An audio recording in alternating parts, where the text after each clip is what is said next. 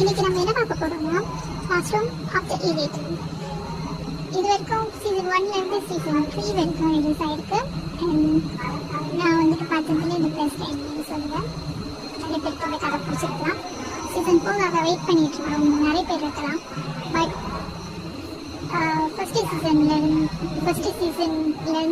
Second season wait பண்ணுறதுக்கு எவ்வளோ நாள் எடுத்ததுன்னு எனக்கும் தெரியும், மற்றவங்களுக்கும் தெரியும். ஸோ அந்த நேரத்தில் வெயிட் பண்ணிட்டு இருக்கும்போது நான் வந்துட்டு நோவல் படிக்க ஆரம்பித்தேன். அந்த நோவலில் இருக்கிற நிறைய டீட்டெயில்ஸ் வந்துட்டு அனிமேல இல்லை. நான் வந்துட்டு அது வந்துட்டு ஃபர்ஸ்ட் இயர்லேருந்து செகண்ட் இயர் போகிற வரைக்கும் முழுசாக வந்துட்டு நோவலை படித்து முடித்தேன். அப்படி முடிக்கும் பொழுது எனக்கு கிடைச்ச எக்ஸ்பீரியன்ஸ் நான் 2வது சீசன்லேருந்து 3வது சீசன் பார்க்கும்போது எனக்கு கிடைக்கல.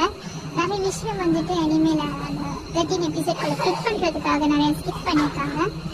ஸோ அதனால யாருக்கெல்லாம் நோவல் படிக்கிறதுக்கு டைம் இல்லையோ இல்லை அவங்களுக்கு படிக்கிறதுக்கு பிடிக்காதோ இதை பார்த்து தெரிஞ்சுக்கலாம் என்ன நடந்துச்சுன்ட்டு. உங்களுக்கு இன்ட்ரெஸ்ட் இருந்தால் இந்த வீடியோ பார்க்கலாம்.